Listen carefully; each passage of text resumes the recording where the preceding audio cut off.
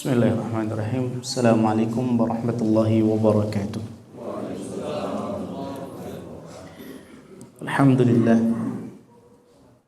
Alhamdulillahi hamdan katsiran tayyiban mubarakan fi kama yuhibbu rabbuna wa yarda. Assalatu wassalamu ala khairil anbiya'i wal mursalin nabiyyina Muhammadin wa ala alihi wa sahbihi ajma'in.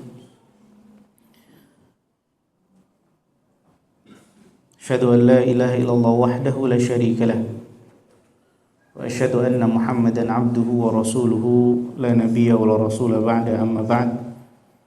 Bapak Ibu, ikhwan dan akhwat, para hadirin dan hadirat, al-mu'takifin wal mu'takifat, alhamdulillah kita kembali basahi lisan kita dengan rasa syukur yang begitu dalam kepada Allah Subhanahu wa taala. Allah Subhanahu wa taala berikan kita nikmat yang begitu melimpah, dan Allah sempurnakan nikmat itu dengan iman dan Islam, dan juga kekuatan untuk kita semua terus menambah tabungan amal saleh kita dan juga membayar utang-utang dosa kita. Dan alhamdulillah kita tanpa terasa sudah berada di penghujung bulan Ramadan. Hari ke berapa Pak? 25 Pak. 25 Pak ya. Alhamdulillah. Berarti sebentar lagi lah Lebaran. Ini yes. Masya Allah. Alhamdulillah ya.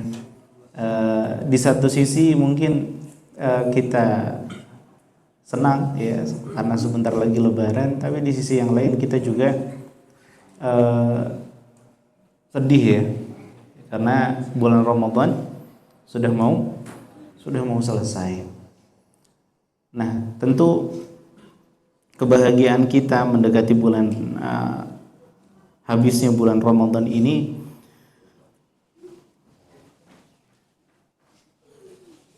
seharusnya memang kita menjadi orang-orang yang seperti orang yang memang sudah mau lulus ya, dari sebuah program pendidikan. Karena seperti yang kita tahu bahwa Ramadan ini kan seperti madrasah, seperti sekolah. Karena sekolah intinya kan yang tadinya belum bisa apa-apa menjadi bisa. Maka mudah-mudahan kebahagiaan ini bukan hanya kebahagiaan semu saja, ya, senang-senang saja, hal-hal duniawi, ya, meskipun itu memang sudah menjadi pemberian dari Allah Subhanahu wa taala untuk kita. Ya, lis-shaimi farhatan, ya, orang yang berpuasa itu kan punya dua kebahagiaan. Farhatun inda fitrihi wa farhatun inda liqa'i rabbih. Itu kebahagiaan ketika dia ya berbuka fitri ya. Baik itu berbuka setiap harinya ya, kan senang Pak ya. Kalau azan kemudian di depannya ada makanan ya, pas maghrib itu ya, azan depannya ada makanan. Kalau yang nggak puasa biasa aja, yang puasa biasa aja, nggak ada senang-senangnya. Tapi yang puasa itu senangnya beda. Waduh, lega. Ya, asal bukan buat ajang balas dendam Pak ya. Ya, balas dendam, masya Allah. Ya, segala pengen dimakan. Kolak aja ada 7 rupa gitu Pak ya. Apa aja Pak? Kolak pisang, kolak singkong, nah kolak kelabu, kolak apa macam-macam. Maka farhatun inda fitrihi, ketika Idul Fitri juga ini bagian dari kebahagiaan. Ya, makanya dulu sering diucapkan bahwa waktu kita kecil ya, kamu harus belajar puasa, kalau nggak puasa nggak boleh Lebaran. Karena memang rasanya beda ya, orang yang pada akhirnya 1 Syawal sudah tidak lagi berpuasa, dengan orang yang memang pada dasar gak puasa sama sekali ketika bulan Ramadan. Ya. Nah, dan wa farhatun 'inda liqa'i rabbih, tentu saja kebahagiaan yang lebih sempurna lagi adalah ketika seseorang nanti kelak di hari kiamat dia punya paspor yang kuat, ya, tapi bukan paspor ke luar negeri, Pak. Katanya kan kalau paspor kita ini kan paspor lemah gitu ya. Paspor dengan warna hijau, ya, beberapa negara harus syaratnya ribet di bandara, harus ditahan sekian menit bahkan sekian jam. Nah, kelak di akhirat juga, ya, ada orang masuk surga itu susah sekali. Kenapa? Nah, paspor surganya ini lemah. Paspor surganya lemah. Nah, salah satu orang yang dengan paspor surga yang kuat adalah orang-orang yang berpuasa. Ada pintu khusus, Masya Allah. Ya, pintu khusus disebut dengan pintu Rayyan. Rayyan ini artinya kebalikannya haus apa, Pak? Tidak haus gitu ya. Kalau kebalikannya lapar kan, ya, kenyang gitu ya. Kalau haus apa? Katanya orang Medan punya istilah sendiri, apa? Palum apa ya? Ya. Terakhir lihat di kamus palum kalau nggak salah. Itu artinya nggak merasa haus, ya. Artinya seger terus. Padahal kita tahu di akhirat nanti sama, Pak. Kita di akhirat nanti ngerasain lapar, ngerasain capek. Sama, beneran hidup seperti yang sekarang ini. Bedanya, ya, kalau di akhirat gak ada warteg kan gitu ya. Yang gak puasa sengsara, gak ada warteg, gak ada chef Muto yang masakin kan.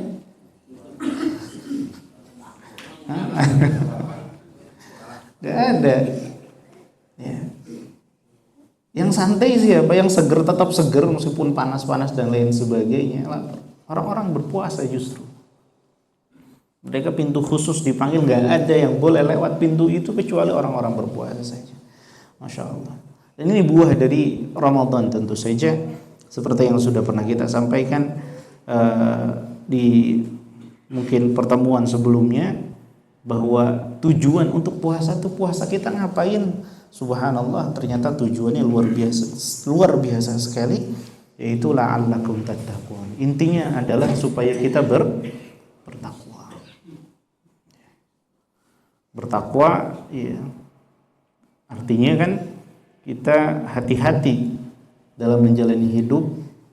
Apa yang Allah larang, ya kita jauhi tanpa tawar apa yang Allah perintahkan, ya kita jalani sekuat tenaga. Ya, ini bahasa Rasul SAW, ya.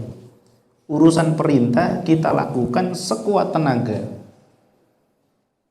semaksimal yang kita bisa. Ya. Kita jalankan semua apa yang Allah perintahkan, mencukupkan diri dari apa yang diperintahkan dalam Al-Quran, dari hadis. Itu saja kita nggak mungkin bisa semuanya dapat, karena berat. Urusan perintah, melakukan ibadah, melakukan ini, sedekah dan seterusnya. Ya.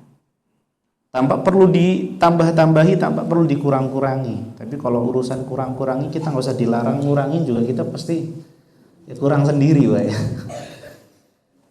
Apalagi harus nambah-nambah. Yang ada saja belum tentu hatam, belum tentu habis ibadahnya. Ngapain kita nambahin ibadah, bikin sendiri, kan seperti itu. Tapi urusan larangan, Rasulullah SAW gak ada tawar-menawar. Gak ada tawar-menawar. Fajtanibu, sudah tinggalkan. Ya. Pertanyaannya, lebih gampang melakukan apa meninggalkan? Harusnya ya, lebih gampang melakukan apa meninggalkan? Harusnya ya, lebih susah melakukan dan lebih gampang meninggalkan. Karena meninggalkan itu kan artinya nggak ngapa-ngapain kan gitu ya. Tapi subhanallah, emang hawa nafsu itu luar biasa. Ya, yang harusnya nggak ngapa-ngapain, meninggalkan kan nggak ngapa-ngapain, lebih santai. Disuruh nggak ngapa-ngapain kan gitu ya. tapi dapat pahala. Tapi kita malah ya, namanya orang kadang ada ya, ada ngeyelnya, ada dableknya Pak ya. Ya, tetap saja kita lakukan. Nah, ini takwa itu kita tentu saddidu wa qaribu, kata Nabi SAW. Kita berusaha benar dan terus mendekati kebenaran tersebut. Gak ada orang sempurna, gak ada. Mending terus kita berusaha, yang kita maksimal, kita bisa maksimalkan potensi kita dalam kebaikan agama, apapun babnya kita gas penuh di situ. Yang kita kurang kita minta maaf sama Allah sambil terus memperbaiki diri. Nah, itu takwa. Dan istimewanya ternyata takwa ini, kenapa ujungnya takwa? Kenapa ujungnya tidak syukur saja? Ya karena oh ya ternyata enak ya, tiap hari bisa makan tuh nikmat. Kenapa ujungnya bukan sabar saja? Ya kan nahan lapar dari subuh sampai maghrib itu kan butuh sabar. Tapi Allah bilangnya karena takwa mencakup semuanya.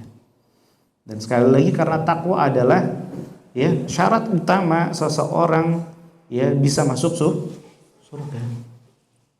Allah Subhanahu wa taala berfirman dalam surat Ali Imran ayat 133, "Wasari'u ila maghfiratin mir rabbikum wa jannatin 'arduhas samawati wal ardh."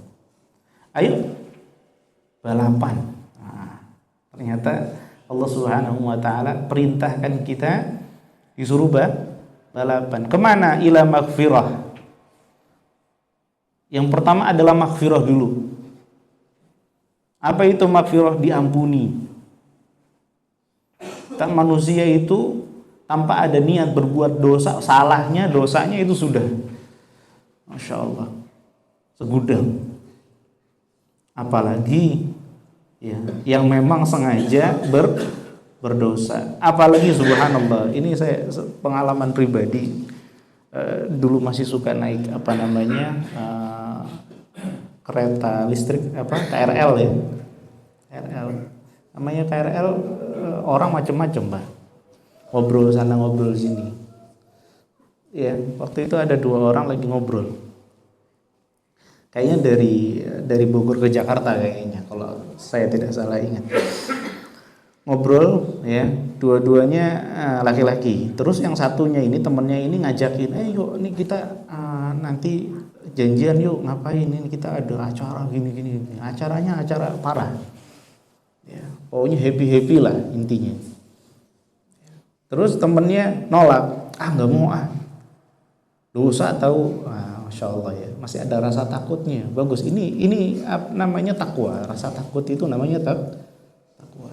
Ternyata temennya yang ngajak ya, dengan entengnya dia mengatakan, masih takut dosa kamu, masih ingat dosa kamu. Ini yang ngajak sudah tidak ada rasa takut lagi, berarti ini sudah tidak ada takwanya. Bahaya. Kenapa? Karena tadi subhanallah, kita manusia dengan kita masih punya rasa takut saja, dosanya banyak sekali, apalagi sudah tidak ingat, tidak takut dengan dosa, semuanya diterabas. Maka yang pertama adalah ila maghfiratin mir rabbikum. Makanya Aisyah radhiyallahu taala anha ketika nanya kepada Nabi Muhammad sallallahu alaihi wasallam, doa apa yang terbaik yang saya panjatkan kepada Allah ya Rasulullah ketika malam Lailatul Qadar? Ya. Ternyata Aisyah enggak bilang ya Allah mudah-mudahan umurku panjang, enggak. Ya Allah semoga hartaku makin melimpah, bukan itu. Ya Allah semoga aku menjadi orang yang sangat dihormati, tidak juga. Ya. Ternyata Rasulullah SAW ajarkan, ya bukan berarti doa-doa tadi tidak boleh. Boleh, sangat boleh. Karena kita mintanya kan sama Allah, nggak sama manusia.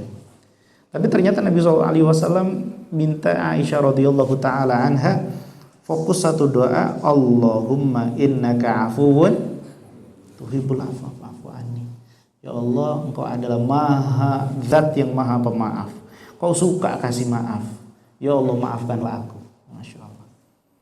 Jadi la maghfirah ini yang pertama. Kita pokoknya fokus lebih banyak minta diampuni sama Allah Subhanahu wa taala, ya melebihi menghayalnya kita, nanti dapat pahalanya berapa ya, segunung, 2 gunung, ya 3 gunung, apa berapa karung.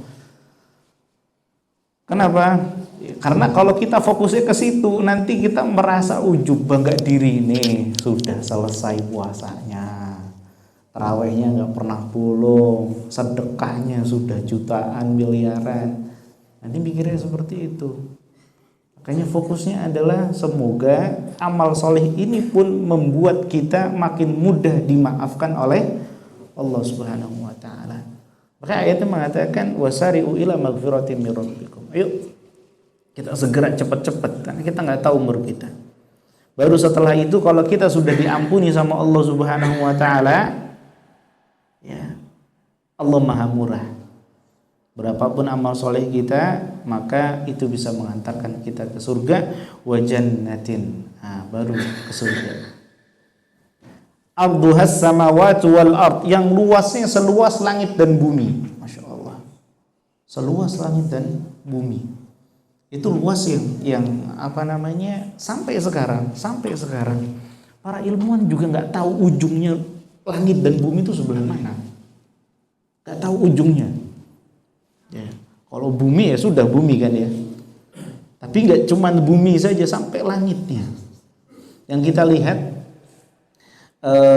walaqad zayyana as-samaa'a ad-dunya bimasabih.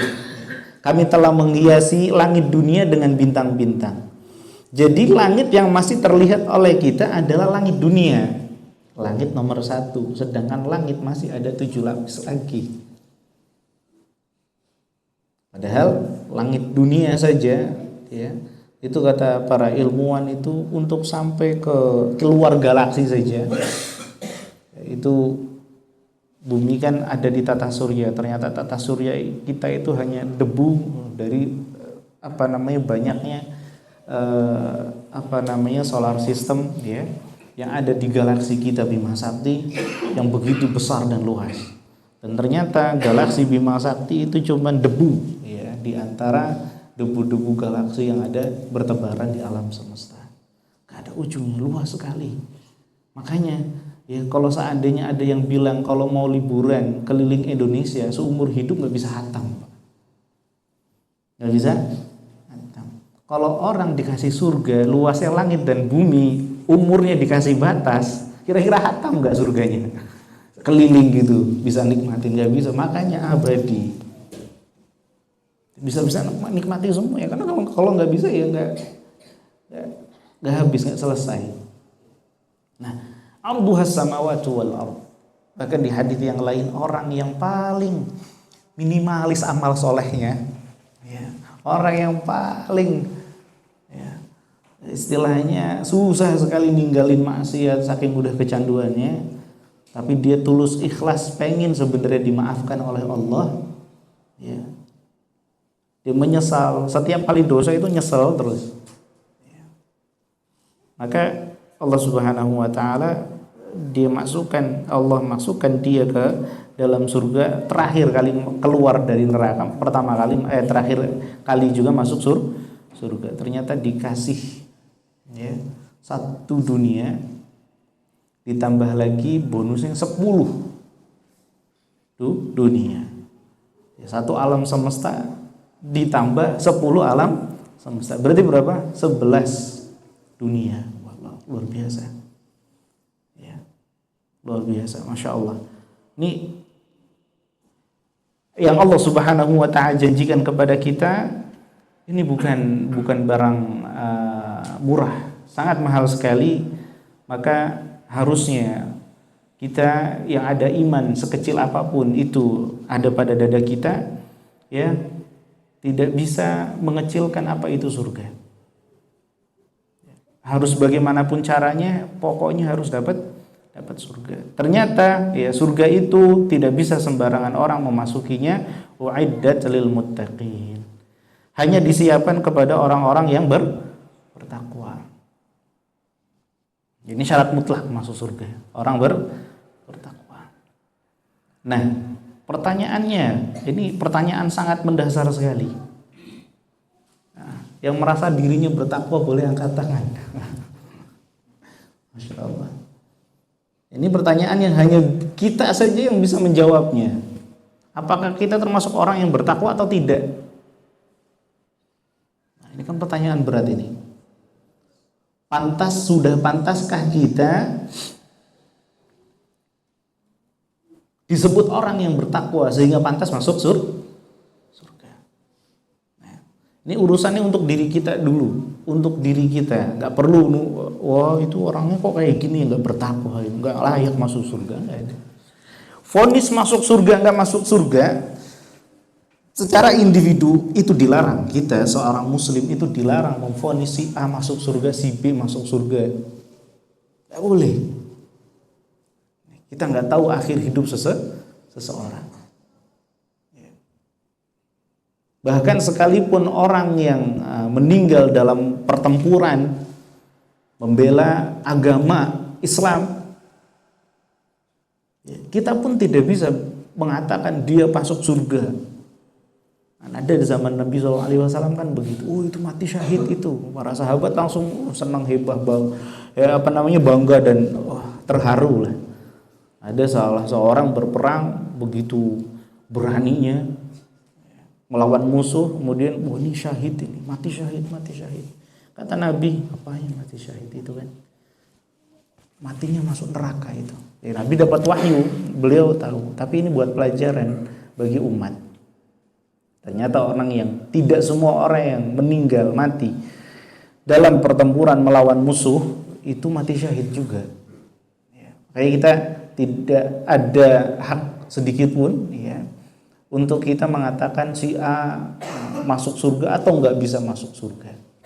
Itu haknya Allah Subhanahu wa ta'ala. Kita hanya menghukumi yang zahir, yang kelihatan saja. Kalau muslim ya kita sholati, ya kita makamkan dengan cara Islam, kita doakan. Itu yang maksimal yang bisa kita lakukan, kita doakan. Maka dalam membaca ayat-ayat Allah, dalam membaca hadits-hadits Rasulullah SAW ini jangan terlalu banyak fokus ke orang. Kadang kalau kita ikut pengajian kan gitu, Pak. Wah, ada nasihat banyak. Ya, jadi orang tuh harus baik, jaga mulut dan lain sebagainya. Tuh Bu, dengerin. Kenapa yang pertama kali diucapkan kok malah buat orang lain? Tuh Bu, dengerin. Tuh Pak, Bapak kalau di rumah jangan, ini untuk diri kita dulu. Untuk diri kita dulu. Karena kalau kita terlalu fokus sama orang lain, untuk diri kita lupa terus. Nah, untuk menjawab pertanyaan tadi, apakah pantas kita menjadi disebut orang yang bertakwa? Maka Allah Subhanahu wa ta'ala sudah kasih gambaran, cerminan, parameter, checklist gitu ya. Ada 1, 2, 3. Checklist 1 ada lumayan. Berarti ada indikator tandanya, sudah punya nilai takwa, bagus. Nomor 2, makin keisi semuanya, berarti betulan orang-orang yang betul-betul bertakwa. Tapi kalau checklistnya tidak, loh kok nomor 1 ya nggak ada, mudah-mudahan 2 dapat. Oh ternyata 2 belum juga, ya mudah-mudahan 3 lah. Ternyata kosong semua. Nah, ini bahaya. Yang bisa menilai siapa? Bukan orang lain, kita. Yang bisa menilai orang lain siapa? Ya diri mereka sendiri, bukan kita. Kita hanya berusaha mengajak iya, tapi menghakimi jangan. Ya, mengajak iya, tapi menghakimi jangan. Nah, masih rangkaian ayat yang sama. Jadi ayat 133 dalam surat Ali Imran. Di ayat berikutnya Allah Subhanahu wa ta'ala kan tadi Allah janjikan bahwa surga itu, ayo kita ke surga yang sudah disiapkan untuk orang yang bertakwa. Nah, di situ Allah Subhanahu wa ta'ala kasih ciri orang bertakwa. Ya, ini checklistnya ya. Mudah-mudahan kita ingat dan kita isi full checklist ini ya. Mudah-mudahan nanti sisa 5 hari, 4-5 hari bulan Ramadan ini betul-betul kita lulus, checklistnya nilainya A semua kan gitu ya. Nah, Allah Subhanahu wa ta'ala lanjutkan ciri orang yang bertakwa, yaitu para penghuni surga ya, cirinya adalah alladzina yunfiquna fis sarra'i wad dharra. Subhanallah. Yaitu orang-orang yang tetap sedekah, tetap infak. Fis sarra'i wad dharra. Lagi banyak duit ataupun lagi enggak ada duit, masih tetap mau berbagi. Jadi ketika dia berbagi itu, nah ini, sedekah berbagi itu bukan tentang seberapa besar nominal yang kita berikan, tapi itu mentalitas seseorang. Mental ngasih itu mental. Ada orang yang mentalnya cuma minta, lebih gampang minta.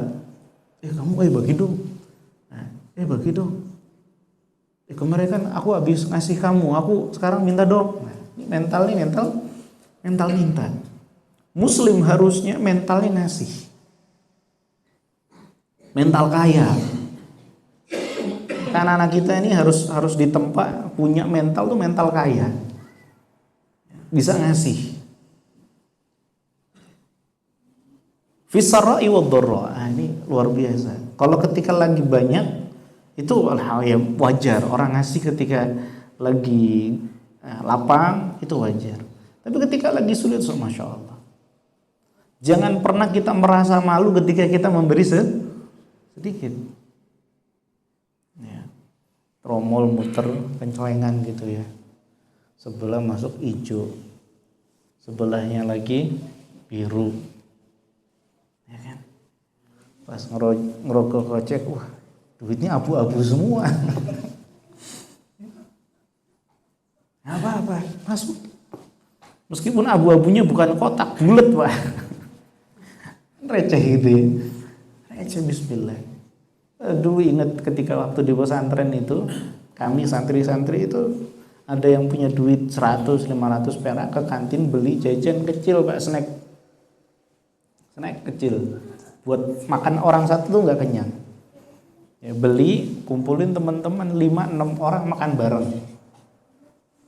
Ya habis hitungan detik, nggak sampai sedetik mungkin ya. Orang satu ngambil sekali sudah habis. Cuman 100 perak, 500 perak. Ya, zaman itu kan masih ada, tapi memang kecil. Gak ada masalah. Demi Allah gak ada masalah. Kata Nabi SAW, la tahqiranna minal ma'rufi syai'a. Jangan pernah remehkan ya kebaikan sekecil apapun. Sekecil apapun. Ya, pulang ke rumah capek ya, tapi mukanya gak dilipat gitu, senyum. Ke keluarga, ke istri, ke anak, masya Allah. Begitu juga sebaliknya, ya istri di rumah mungkin pusing seharian, lagi butuh dibantu, ya gasnya tiba-tiba habis, nggak ada yang bisa dimintain tolong, ya pengen rasanya kalau ada orang masuk tuh langsung ya mencurahkan hatinya, kekesal dan lain sebagainya. Tahan dulu, senyum dulu, ramah dulu. Nah, ini jangan pernah diremehkan hal-hal kecil seperti ini. Maka yunfiqun, memberi. Apapun itu pemberian, meskipun kecil, baik ketika susah, apalagi ketika lapang, ya ini sudah jadi mentalitasnya. Jadi orang bertakwa mentalitasnya yang pertama adalah punya mentalitas memberi. Itu satu. Yunfiquna fis sarra'i wad dharra. Yang kedua, ya, ini checklist yang kedua, wal kadhiminal ghaidh, yaitu orang yang al kadhiminal ghaidh, membendung amarah. Sekali lagi, orang yang bertakwa itu nggak harus orang yang nggak bisa marah. Ya. Kayak telur, Pak, tahu telur Pak? Kalau nggak dicolek nggak gelinding. Dia apa-apain tuh santai aja, dia cuek. Gak harus sampai selevel itu juga, enggak. Boleh, marah itu boleh. Itu manusiawi. Ya, marah itu boleh. Merasa kesal dan lain sebagainya, boleh. Wal kadhiminal. Yang penting adalah kita bisa bendung amarah itu. Nah itu. Itu skillnya siapa? Keahliannya siapa? Itu keahliannya orang-orang yang berpuasa di bulan Ramadan.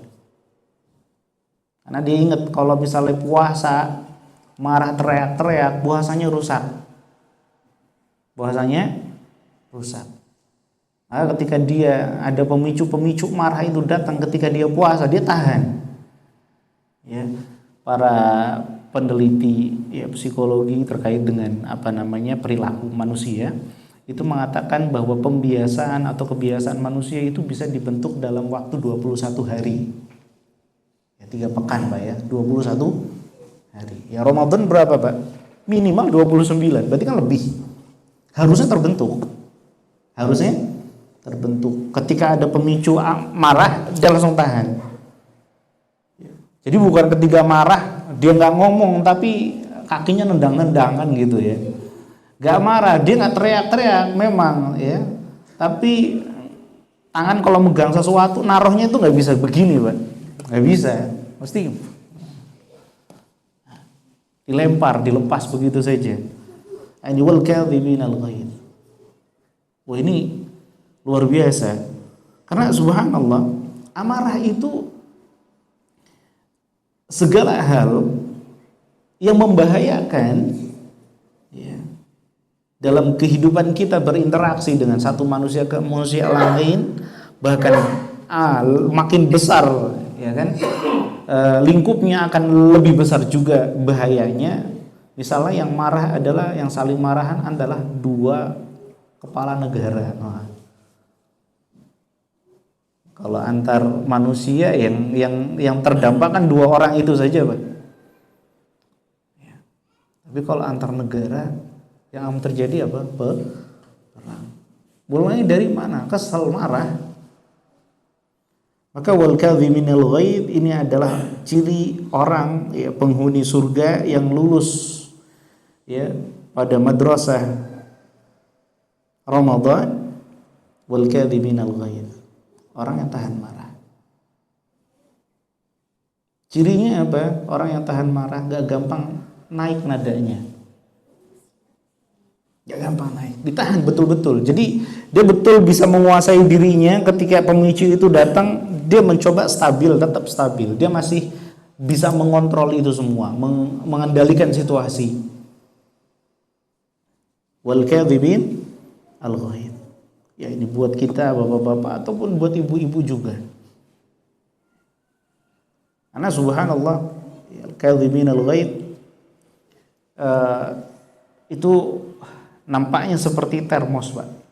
Kalau kita bayangkan, termos itu kan alat untuk nyimpen apa Pak? Air panas ya. Panas, baru mendidih, dituangkan, kemudian ditutup. Termos yang bagus, ketika air di dalam itu panas luar biasa, ketika kita pegang, perlu pakai sarung tangan nggak Pak? Nggak. Orang yang di luar itu nggak kena dampaknya. Meskipun di dalam ini, wah, lagi panas-panasnya. Beda sama ketel Pak ya. Kalau ketel kan ya di dalam panas, di luar juga panas. Tapi kalau termos, ada bahasa Arab, termos itu kadhimah, sama nih, kadhimin, dari akar kata yang mirip. Itu bisa menahan panas yang ada di dalam dan yang luar tidak terdampak. Nah, dan harga termos paling mahal berapa Bu? Ibu gak kedengeran suaranya sampai sini. Berapa termos paling mahal? Ya, 1 juta ada Chef? Ada ya? Termos paling mahal 1 juta. Itu kira-kira airnya bisa tahan berapa hari Chef? Sebulan nyampe? Oh enggak nyampe. Seminggu ada? Oh, hitungan jam, subhanallah. Hitungan jam. Air panas yang ditahan di dalam itu bukan makin panas, tapi pelan-pelan dilepas itu panasnya. Nah, itu seninya kan begitu. Amarah pun sama. Amarah itu kan panas. Amarah itu panas. Satu orang dengan orang yang lain punya kemampuan yang berbeda-beda. Ya. Bedanya kalau termos itu makin mahal makin awet ya panasnya ya. Ya, kalau orang ciri penghuni surga itu justru ya itu dia pandai menyalurkan emosinya. Menyalurkannya itu bukan dengan teriak, bukan dengan ngamuk, dengan banting, enggak. Nabi SAW ajarin gimana calurkan. Kalau kita lagi duduk, kalau lagi berdiri ya duduk, relaksasi. Ini teknik. Ya. Dari duduk masih marah tiduran. Kenapa? Membatasi akses gerak tubuh kita. Kalau berdiri lebih gampang melampiaskannya. Ya, bisa nendang. Kalau duduk bisa nendang apa? Ada orang nendang sambil duduk? Nah, enggak bisa. Lempar-lempar mungkin, tapi terbatas. Nah, kalau misalnya masih panas ketika duduk, ya rebahan, tiduran. Ya. Kebayang Pak, ada orang ngamuk-ngamuk teriak-teriak sambil tiduran Pak. Ya, nggak kebayang ya. Paling kalau lagi marah tiduran itu diem. Nah, itu memang fungsinya itu relaksasi, istighfar, bilang a'udzubillahi minasyaitonirrajim. Dengan kita ketika marah kemudian kita mengajak diri kita berbicara dengan zikir tadi ya, a'udzubillahi minasyaitonirrajim, itu membuat gap atau jarak antara kita dengan emosi kita sehingga kita bisa mengontrol situasi. Nah, itu subhanallah. Rasulullah SAW mengajarkan seakan-akan beliau itu adalah psikolog. Seakan-akan beliau adalah terapis, kayak psikiater. Karena memang beliau itu ilmunya dari Allah Subhanahu wa taala. Nah, ini harus. Jangan sampai kita mengatakan, "Ya saya memang orangnya kayak gini, gak bisa disenggol." Gak bisa seperti itu. Itu alasan yang tidak bisa diterima. Kenapa? Kan Allah Subhanahu wa taala sudah katakan qad aflaha man zakkaha. Semua jiwa itu bisa disucikan, bisa diajarin, bisa dibiasakan. Dan beruntunglah orang-orang yang mensucikan jiwanya, mengajari dirinya. Karena memang pengajaran, pelatihan yang terbaik itu bukan dari luar, tapi justru dari diri kita sendiri. Kita diajarin ilmu sejuta, ilmu oleh orang paling profesional sedunia. Kalau kitanya nggak mau gerak juga nggak bakal bisa. Jadi itu nggak akan bisa untuk selamanya. Karena memang itu yang menggerakkan adalah dari diri kita. Wal kadhiminal ghaidh. Nah, baru setelah itu mungkin nggak marah. Tapi kita nggak marah bukan berarti kita nggak maafin orang, bukan berarti kita harus maafin orang lain. Memaafkan itu pilihan. Memaafkan itu sunnah, bukan wajib. Tapi orang yang bertakwa itu adalah orang yang lebih mudah memaafkan. Wal afina 'anil nas. Orang yang memaafkan. Dan memaafkan itu kan sering kita dengar ya, Pak. Ya sudah saya maafkan, tapi memaafkan bukan berarti tidak melupakan. Wah, mantap sekali ini kata-katanya ini. Memaafkan ya tidak berarti melupakan. Tidak, dalam Islam tidak demikian. Kalau sudah memaafkan artinya harus melupakan. Kalau masih belum melupakan berarti belum memaafkan, dia masih kesal. Masih kesal. Kalau belum melupakan berarti belum maaf. Ya sudah, milih nggak usah maafin aja, nggak apa-apa. Milih untuk tidak maaf, ya kan sunnah kan. Tapi orang yang bertakwa itu sampai level itu mudah memaafkan. Meskipun terkadang, ya, justru dalam kondisi-kondisi tertentu tentu saja, ya. Kalau seandainya kita pertimbangkan ini, orang kalau dimaafin terus bahaya. Harus dikasih pelajaran sesekali.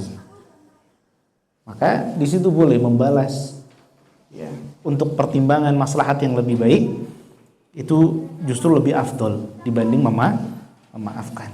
Tapi pada dasarnya memaafkan itu lebih utama. Wal afina 'anil nas. Jadi orang yang puasa ini, para calon penghuni surga adalah ciri-cirinya adalah orang yang gampang maafin orang lain. Dan subhanallah, orang yang gampang memaafkan orang lain itu orangnya cenderung hidupnya lebih bahagia. Cenderung hidupnya lebih bahagia. Karena subhanallah, kita hidup ini kan dengan manusia yang nggak mungkin sempurna, mustahil. dari yang terdekat, ya, pasangan kita, suami kita, istri kita, ya, anak kita, orang tua kita, tetangga kita. Gak mungkin ada orang yang gak pernah berbuat salah, pasti. Kalau kita semuanya dipikirkan, ya, harus kita balas semua keburukan orang, akhirnya kita sibuk mikirin yang seperti itu sehingga kita gak produktif. Kalau individunya tidak produktif, ya, satu negara nggak produktif, mundur bangsanya. Ya, karena memang semua syariat Allah ini, ya, Allah tetapkan untuk memperbaiki kehidupan manusia, bukan hanya tentang akhirat saja, tentang di dunia juga, dalam berbangsa dan bernegara juga. Orang kalau terlalu ribut kerjaannya, berantem terus di sosial media apa segala macam gitu kan, ya ribut, sibuk dengan sosial media, akhirnya nggak produktif. Nah, ini wal'afina 'anin nas. Ini checklist keberapa, Pak? Ketiga, ya. Ketiga. Infak, ya, tahan marah dan memaafkan. Yang ketiga adalah wallahu yuhibbul muhsinin. Allah Subhanahu wa taala itu cinta. Allah Subhanahu wa taala cinta dengan orang-orang yang berbuat baik. Ya. Baik sama siapapun. Mau baik sama tetangga, baik sama orang yang dikenal maupun orang yang tidak dikenal. Karena kita berbuat baik itu bukan untuk orang itu, bukan, untuk Allah Subhanahu wa taala. Ya kan? Kita lagi duduk rame-rame gitu kan. Tempat duduknya habis, tiba-tiba ada yang datang. Kita tawarkan tempat duduk kita kepada orang. Masya Allah. Allah cinta sama orang seperti ini. Di kendaraan gitu kan. Ya. Kita capek. Ternyata semua yang ada di kendaraan tersebut pasti semua pada capek. Kita tawarkan tempat duduk kita. Oh, alhamdulillah. Masya Allah. Kalau soft gimana kalau soft? Oh, silakan Pak, silakan. Jadi imam gimana? Ya, kata Nabi SAW, kata para ulama, al-itharu fil qurbati makruh wa fi ghairiha mustahab. Ya, mendahulukan orang dalam urusan ibadah makruh. Ya, kalau dalam urusan ibadah mah, tapi selain ibadah itu hukumnya sunnah. Tadi, oh buat bapak aja nggak apa-apa, buat bapak aja, saya gampang nanti. Nah, wallahu yuhibbul muhsinin. Allah suka, cinta sama orang-orang seperti ini. Kenapa? Inilah benih-benih perdamaian dan kedamaian yang ada di bumi itu orang-orang seperti ini. Jadi orang-orang penghuni surga itu cirinya adalah menebarkan kedamaian di dunia. Baik sama semua orang. Bahkan kepada yang non-muslim sekalipun. Karena Allah nggak kasih batasan. Bahkan kepada yang bukan orang sekalipun. Apa bukan orang, Pak? Dengan binatang sekali. Jangan kira, Pak, kalau kita lagi ngopi gitu ya, ngeteh, tiba-tiba ada semut megap-megap gitu, Pak, ya, pengen ke pinggir gak nyampe-nyampe, terus kita pinggirin, biarkan dia hidup. Bukan berarti itu bukan bagian dari kebaikan. Itu bagian dari kebaikan, amal soleh itu. Amal soleh. Bayangkan, Allah membalas sampai pada hal yang sekecil itu. Bukan ada yang lewat iseng dipites, Pak. Kalau ganggu nggak apa-apa, kalau nggak ganggu ngapain? Kita nanam pohon, subhanallah. Kita nanam pohon kita ternyata digunakan untuk binatang bisa tinggal di situ, burung bikin sarang, ya kan? Apalagi ada ulet makan daunnya, subhanallah. Itu dihitung kebaikan sama Allah. Itu saking baiknya Allah sama kita. Bahkan Allah saking motivasinya, sekecil apapun celah bisa kita menggunakan untuk kebaikan, kita lakukan. Sampai Nabi SAW mengatakan, kalau seandainya kita lagi megang ada benih di tangan kita, tiba-tiba kiamat, Pak. Tiba-tiba apa? Kiamat, ya. Matahari terbitnya dari barat gitu kan. Dan ternyata di tangan kita ada benih, tanam, Pak, tanam. Masya Allah. Tanam. Sesempit itu kesempatannya, kita bisa masih berbuat kebaikan. Nah, ini. Jadi ciri orang yang bertakwa, karena ya pola pikirnya itu sudah yang baik-baik tadi ya, karena yang buruk-buruk ya, dari marah sudah kelewat, maksiat sudah ditinggalkan dan sebagainya, isi kepalanya itu cuma berbuat baik saja, sehingga celah apapun bisa dilakukan berbuat baik, dia berbuat baik. Lihat ada kok ini agak ada perintilan-perintilan apa di karpet masjid, dipungutin, dikantongin, masya Allah. Ada hal-hal yang ganggu di jalan, dipinggirin, itu subhanallah. Kenapa? Karena hatinya itu semuanya itu sudah yang ada di pikirannya adalah berbuat baik. Wallahu yuhibbul muhsinin. Ini ciri penghuni surga itu. Allah cinta yang seperti ini. Nah, dan ini ada kisah menarik ya. Syuruk jam berapa Pak Haji? Syuruk jam berapa? Oh, jam 6.13 ya. Nah, kita sambil tunggu syuruk apa-apa ya. Nah, ada kisah menarik. Sebagian salaf, orang-orang saleh zaman dulu itu kita tahu kalau zaman dulu kan orang-orang itu masih punya pelayan. Pelayan itu maksudnya mohon maaf budak. Ya, alhamdulillah Islam memotivasi kita untuk memerdekakan budak dan itu pahalanya besar sekali. Sehingga alhamdulillah ya perbudakan makin berkurang. Dan suatu ketika ada orang saleh zaman dulu ya, sebagian salaf itu minta kalau mau wudu diambilkan. Zaman dulu kan nggak ada keran Pak, jadi pakai kayak semacam teko gitu, nanti dikucurkan buat wudu, jadi kayak keran gitu ya, taruh wudu. Ya ternyata pelayannya ini menumpahkan airnya ya, ke dia. Udah siap-siap, bajunya udah siap mau jalan ke masjid, tinggal wudu saja, ya, tumpahan. Masalahnya orang-orang zaman dulu kan kalau sudah masuk waktu sholat itu nggak ada tawar-menawar lagi waktu persiapan, karena nggak mau ketinggalan shaf 1. Jadi kalau misalnya harus ada masalah di rumah, bajunya itu basah dan lain sebagainya, harus ganti lagi, persiapan lagi dari awal lagi, itu pasti telat itu. Ketika itu sudah mulai, ketika tumpah seperti itu, dan subhanallah, para pelayan zaman dulu itu pinter ilmu agama, hafal Quran. Itu bedanya. Kita yang sekarang ini bahkan kalah sama kelas para pelayan. Langsung si pelayan ini membacakan firman Allah Subhanahu wa taala, wal kadhimin al ghaidh, orang yang nahan amarah. Tadinya mau dihukum enggak jadi nahan amarah, enggak jadi ngomel-ngomel itu Pak beliau.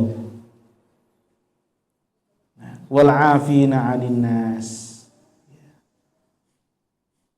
Ya. Potongan keduanya, dan suka memaafkan orang lain. Maka beliau maafkan. Ya, saya maafkan. Ternyata yang ketiga apa? Wallahu yuhibbul muhsinin, yaitu Allah cinta terhadap orang-orang yang berbuat baik. Maka subhanallah, ini bedanya ya para salaf, para orang-orang saleh zaman dahulu dengan sebagian kita di zaman sekarang. Begitu mendengar ayat diingatkan, ya bukannya cari-cari alasan, tapi saat itu juga ketika dia mendengar penutup ya di akhir tadi, wallahu yuhibbul muhsinin, Allah cinta terhadap orang yang berbuat baik. Dia bilang ke pelayannya, sudah, kamu bebas, merdeka. Budak itu mahal Pak, puluhan sampai ratusan juta. Kalau merdeka ya duit hilang segitu dalam hitungan detik. Masya Allah. Dalam hitungan, kamu sudah, kamu gak usah ngelayanin saya, kamu bebas. Kamu bebas mau hidup ya dengan caramu, dan subhanallah. Hanya dengan satu ayat langsung di saat itu juga bisa ngamal soleh. Ini kan kemampuan yang perlu kita latih. Dan ini nggak bisa sehari 2 hari jadi, nggak bisa. Perlu dilatih. Dari hal-hal terkecil dulu, yang sampai nanti yang paling berat. Subhanallah.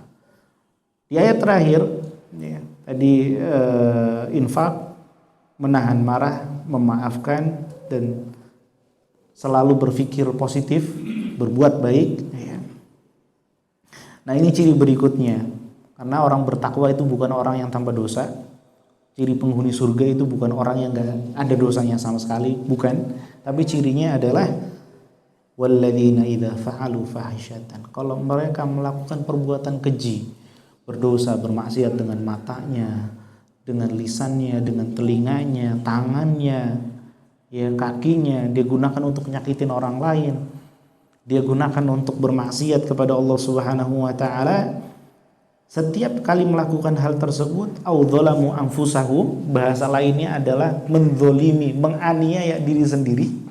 Karena pada hakikatnya orang yang sedang berbuat dosa itu sedang menganiaya diri sendiri. Karena dia sedang nabung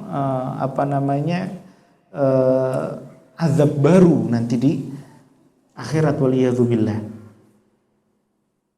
Setiap kali melakukan itu, bahkan entah itu sebelum, di tengah atau setelahnya, zakarullah, langsung ingat Allah.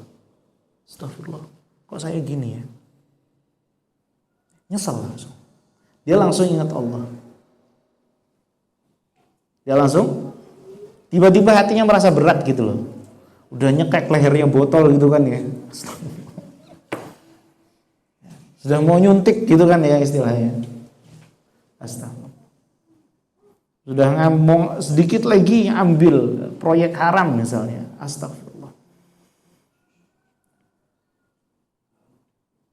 Zakarullah fastaghfaru lidzunubihim. Segera langsung dia istighfar sama Allah. Perbanyak istighfar. Nah, cuman bedanya, nah ini orang-orang yang bertakwa ini levelnya beda sekali. Mudah-mudahan Allah Subhanahu wa taala golongkan kita dalam golongan ini. Fastaghfaru lidzunubihim wa may yaghfiru dzunuba illallah. Enggak ada yang bisa memaafkan, mengampuni dosa kecuali Allah. Ini konsep agama kita ya. Dalam agama kita enggak ada yang kamu mau enggak dosanya mau dimaafkan, bayar dulu sekian, enggak ada. Kamu ngaku dosa sama saya, nanti saya maafin dosa kamu. Enggak ada. Kita minta maaf itu nggak perlu datang ke orang soleh, nggak datang yang masih hidup ataupun sudah meninggal, ya. Kemudian kita minta tolong maafkan saya, Allah yang maafkan langsung. Kita minta maaf itu langsung sama separah apapun dosa kita, sekelam apapun masa lalu kita minta maafnya langsung sama Allah Subhanahu wa taala. Itu personal antara kita dengan Allah. Wa may yaghfiru dzunuba illallah. Enggak ada yang bisa memaafkan dosa kecuali Allah Subhanahu wa taala. Namun poin pentingnya adalah walam yusirru ala ma fa'alu. Enggak terus-terusan. Ya, kalau sudah berbuat satu itu ya sudah ditinggal, jangan ya sudah tahu salah ya lagi. Lalu diulangi lagi terus. Kenapa? Karena khawatir nanti hati kita makin mengeras. Ya berat. Kapan kita bisanya minta tolong sama Allah? Demi Allah minta tolong sama Allah. Minta tolong sama Allah. Kita nggak bisa ninggalin satu maksiat, satu kesalahan kita, dosa kita. Ya tadi katakanlah punya sifat buruk, gampang ngamuk misalnya. Demi Allah nggak ada yang bisa merubah sifat kita kecuali Allah. Minta sama Allah, ya Allah tolong nih kalau saya lagi marah ngamuk tuh jangan sampai nyakitin orang lain. Misalnya seperti itu. Ini subhanallah, walam yusirru ala ma fa'alu wa hum ya'lamun. Dia tidak terus-terusan melakukan kesalahan yang sama padahal dia udah tahu. Nah, kalau kayak gitu saya nggak mau tahu aja deh, nggak usah belajar agama biar saya nggak tahu. Ini lebih parah lagi. Ini ada kesempatan di sini masuk surga gitu kan dia, atau tetap jalan di tempat yang nggak tahu dia bakal selamat apa enggak nih. Tapi saya pilih nggak tahu aja lah, biar saya nggak dekat sama surga. Jangan dikira pilihan untuk tidak mau tahu itu bukan kesalahan, itu dosa tersendiri. Kita memilih saya nggak mau tahu, nggak mau belajar, itu sudah dosa itu sendiri. Karena Rasulullah SAW bilang kan, ya talabul ilmi fardhatun ala kulli muslim. Kita cari tahu memang sudah wajibnya kita cari tahu. Kalau kita memutuskan untuk nggak cari tahu, bisa jadi keputusan kita itu dosanya lebih besar daripada maksiat itu. Nah kan lebih berat lagi kan, karena kita nggak mau tahu agama. Para ulama bahkan memasukkan sikap seperti ini sebagai bagian dari kufur. Kufur artinya sudah minggir-minggir ke tepi batasan Islam ini, hampir-hampir keluar. Namanya kufur i'rad, yaitu berpaling dari agama. Alhamdulillah, apa kita nggak sempurna. Ya, banyak para orang-orang yang soleh, yang akhirnya bisa menjadi orang soleh itu ya tadi sedikit demi sedikit. Maka jangan kira juga orang yang lebih sering kelihatan pakai peci, ya kan, pakai jubah, jenggotnya panjang dan seterusnya. Oh ini orang suci, juga. Semua punya dosanya masing-masing yang ya kita harus nonton bahwa dia sedang berjuang untuk membersihkannya. Maka jangan sampai kita sibuk dengan dosanya orang, kita sibuk dengan dosa kita. Kan kadang pakai kerudung kok mulutnya begitu. Nah, itu memang mungkin dia lagi berjuang. Bisa jadi dia pakai kerudung untuk menambah motivasi dia. Oh iya, ada yang negur. Apa ia nggak malu sama kerudungnya? Ya, tapi kalau nggak pakai kan lebih liar loh. Nggak pakai, ya pakai kerudung. Ketika dia nggak pakai kerudung saja, dia kadang terjatuh dan gagal. Apalagi ketika dia sudah memutuskan sudah nggak pakai, merasa tidak ada batasan. Dan kita hanya tahu wah, itu semua kemampuannya itu orang per orang. Jadi itu masalah pribadi. Nggak bisa kita ngurusin orang lain. Kita hanya bisa mengajak, nggak bisa menghakimi. Tapi yang pasti tadi, ya jangan kira kita selalu tertipu. Ya. Ini lulusan madrasahnya seton gitu ya, sebelum Ramadan selama 11 bulan udah nggak apa-apa, maksiat aja, ntar dimaafin sama Allah gitu kan ya.